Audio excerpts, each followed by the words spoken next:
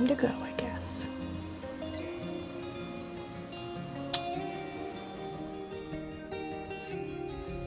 I hope you can hear the birds.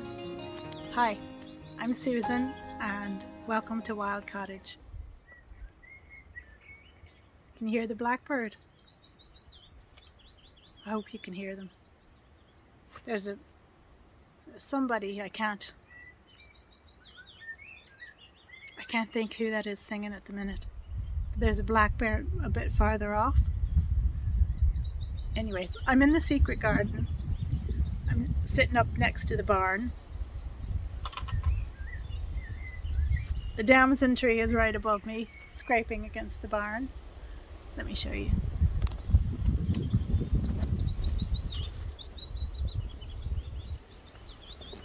And you see all the lichens.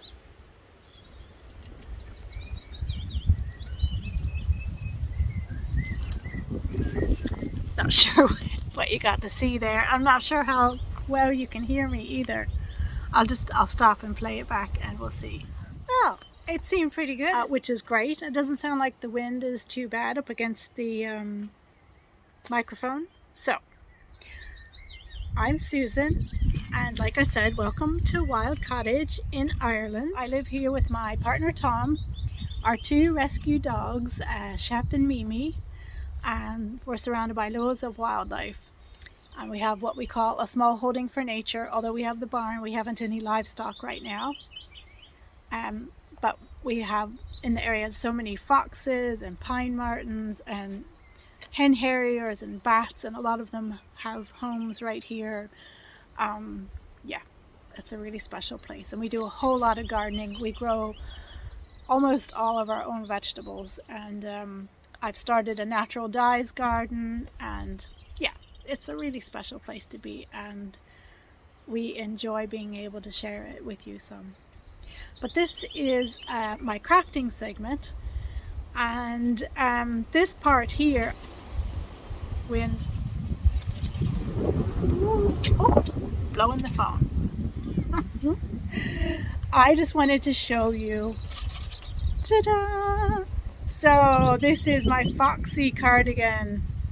And there's something really special about this Foxy cardigan that I'm really pleased to tell you about it. So obviously I've called it Foxy because the colorway to me is very fox, red fox. Oh dear, might have to go. I think we might have to go in the polytunnel. If that happens again, we'll go in the polytunnel. I keep thinking the branch is going to fall on me, but it's just scraping against the barn. So yeah, where was I? So yeah, so this is my first ever garment that I've knitted.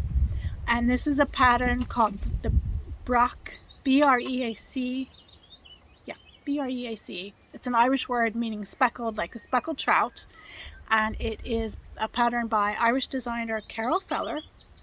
And I took this pattern to be my first ever garment because she does, along with it, you can buy a series of tutorial videos online, and I thought that would be really good. So that's what I've done. The yarn is by Manos del Uruguay, and the colorway is Miel, which means honey in French. So I kind of call this my Foxy honey cardigan. And Foxy, for those of you that don't know, is the very special friendly wild fox that came around here for years. And she stopped coming around last July. And so we live very rural. If you go down the laneway to the left of the cottage, you won't hit another house for a kilometre. If you go, or a mile, if you go the other way, you won't hit another house for about 2 miles. But our closest neighbor is actually over Top Hill here, about half a mile as the crow flies, but you can't get there, you can't drive there. You have to go, down this laneway and another laneway. But anyway, so we knew that starting last year, Foxy had started to go over to their house some as well. And she actually moved her den last year, where she'd always had it right near us the years before that, which if you had followed us on Twitter when I was quite active on Twitter, you would have heard a lot about Foxy and seen a lot about her, and also seen how in the forestry next to us, people used to bring their fox hunting dogs out, packs of them, not under a control frequently. It could be anywhere from a group of 5 dogs to sometimes it was like 15 or 16. And that happened a lot. And there were many times where I saw them actually chasing Foxy. Now, she got away each time. One time they actually ran through our cottage acre. And yeah, so it was awful. And the year before last, she didn't actually have a successful pregnancy, which I'm pretty sure was from being chased by the dog so often. Like, God love her, she did get away. She was a very smart fox.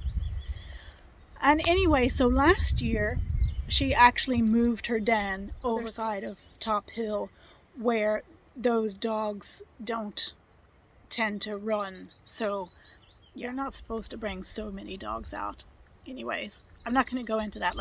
And also, I had finally gotten to a person where I could talk to them nicely about it. And so, but the year she moved her den was the year that there were less dogs than ever, but still, sometimes they still come, so I was glad she moved her den. And she successfully had 2 cubs last year, and this is up near the other neighbor, about a half-mile away. But she still came here, and she brought her cub here and things like that. And then in July last year, she stopped coming. So we waited and waited, and we just didn't see her at all. So we were very sad about that, and we thought something must have happened, because we knew she was at least 5 years old. And in the wild, that's kind of, if a fox gets to 5, that's pretty good. In captivity, they can live to, like 14, but it's different for a wild fox. And if you had followed on Twitter, she often was injured, probably from the chase, but she would often be limping on and off at different times, whether or not it was, thorns from the brambles that she had to run through, or where she made her den. But throughout the years that we had her around, she was often injured. So we thought, yeah, so that's the end of Foxy. And it was awful to think that. The other day, Tom was driving by and he saw that neighbor, and he stopped to talk to him. And the neighbor said that Foxy is just sticking around their house. So she had the limping injury for quite some time, and she just stayed around there. But she has had cubs, so she has a bunch of cubs. She stays in the woods near them. So she's around. She's still her friendly, interactive self.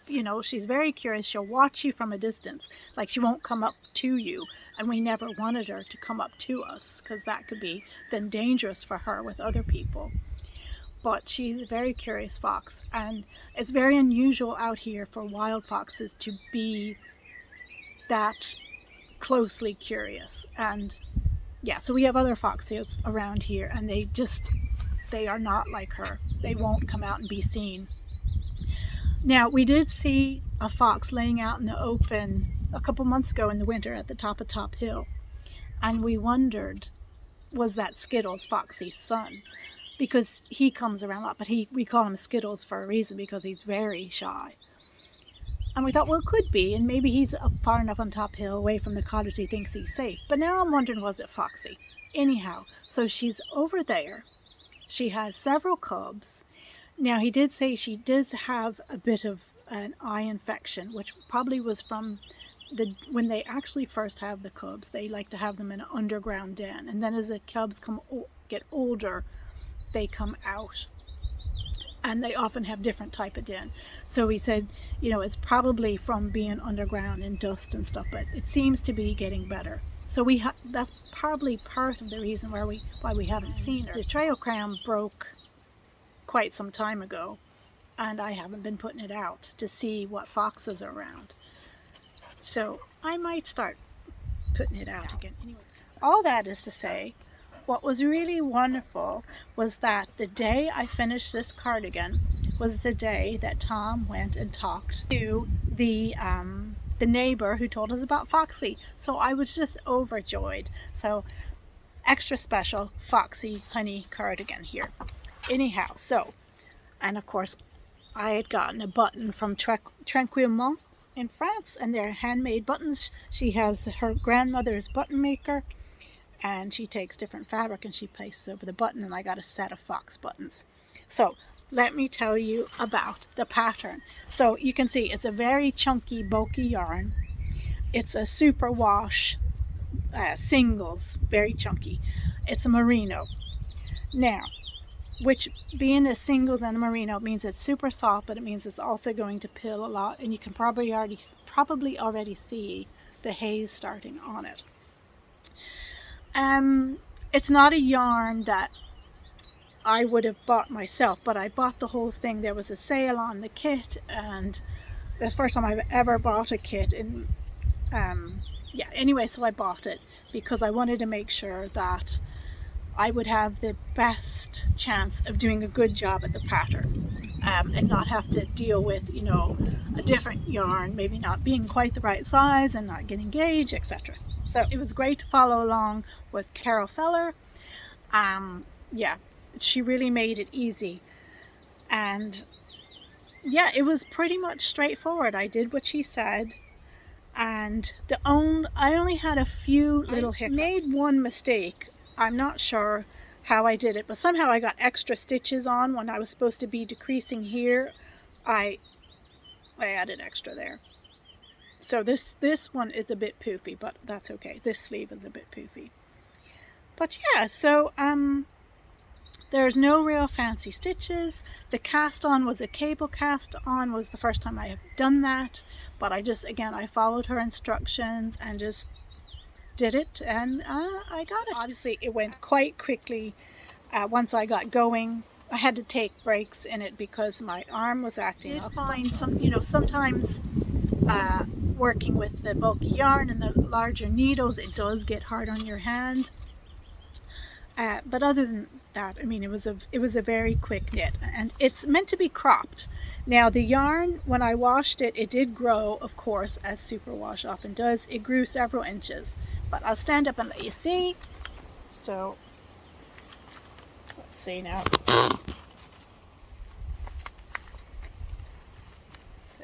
There we go there, and I put the buttonhole here. And I might put a few more there, but actually when I bought the kit and everything, it was, I guess it was right before Christmas. I can't actually remember. And now we're in the middle of May, and with COVID and the pool being closed and all, so that meant I was not doing much. So yeah, I've put on about, gosh, maybe 20 pounds since then. So yeah, and right around the middle there mostly. So yeah, it's a little bit, I'm glad it grew because when I can still put the buttons on and it's fine. See, so it's I suppose, so there's my hip bone. I have on low-rise jeans, so it's just a little bit past my hip bone there. But yeah, so, and I did the size, I think it was for 37.5-inch bust, and that's what my bust was before the 20 extra pounds. Yeah, for like a 36-inch bust, and now my bust is that bit bigger, but we'll see once, now that spring is here, and if I can get back into hydrotherapy and gradually get moving again, we'll see what happens. So yes, but anyway, it fits me now, even with the extra 20 pounds on, and that's fine, which I'm glad about. I did find that I had almost, like, I must have had 95% of the last ball of yarn left over. I literally didn't start that ball of yarn until I was binding off, but it's better to have it than not have it, because I can make a hat, or I can make a cowl, you know, mitts or something to go with it, so that's great. What I will say about the yarn is that there was at one point in the yarn where I kind of noticed it was quite a bit thinner than the rest of the yarn. And it also hadn't been dyed all the way through. And I was kind of like, well, wonder should I do something about that? But I didn't. I thought, well, it should be okay. Well, of course it wasn't okay. Then after I blocked it, and I didn't block it aggressively, I literally just laid it flat because it had grown so much. But I found that yarn piece, it did break.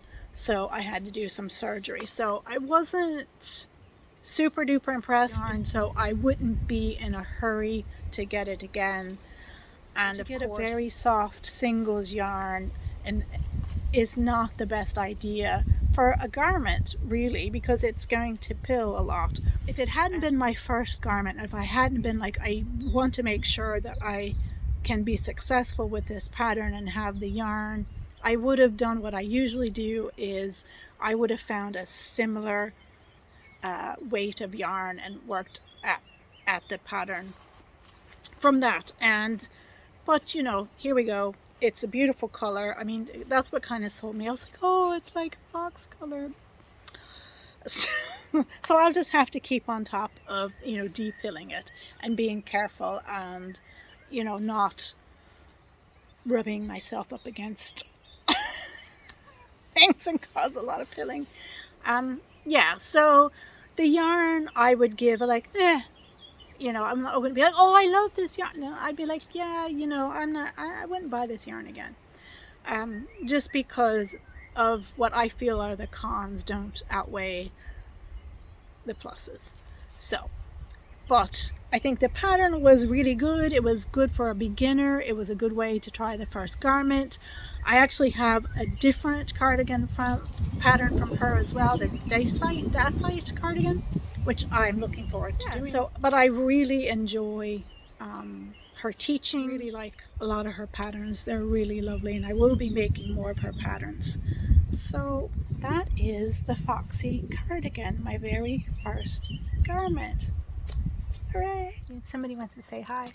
Just popped into the polytunnel because I realized that we'll see if I have to do the whole thing over, but I had my phone the opposite direction that I normally have it, so I had a really hard time remembering where to look at the camera. So when I look back, if it's really wonky, so why am I telling you this? I don't know. Just because Shep wanted to say hi.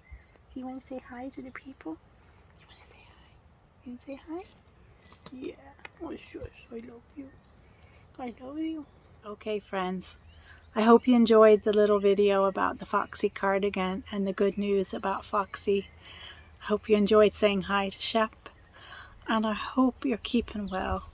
I hope things are going well for you and the people you love. And if they're not going so well right now, hold on, it will get better. Things are up and down for us here too, but I know that we can all get through it. Thinking about you. Even if I don't know you, I'm thinking about you because I'm thinking about us all. Sending you the best wishes and love. Love from Wild Cottage. Take care, friends. He's going to give her the rest of the sardines because she's going to all the places where food sometimes is. So he's just going to give her the rest of the sardines. Right there, we're putting it in this bowl because we don't want her to keep trying to walk across the stones because it seems to hurt her more. So, she's somewhere. I can see her. There's the arch. So Mistress just put all the food, the rest of the big pieces of sardines in a bowl. Here she comes.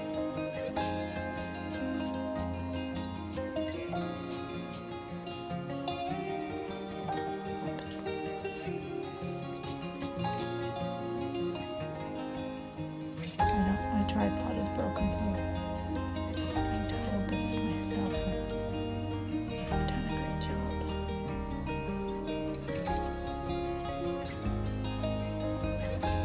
Sorry, people. Sorry.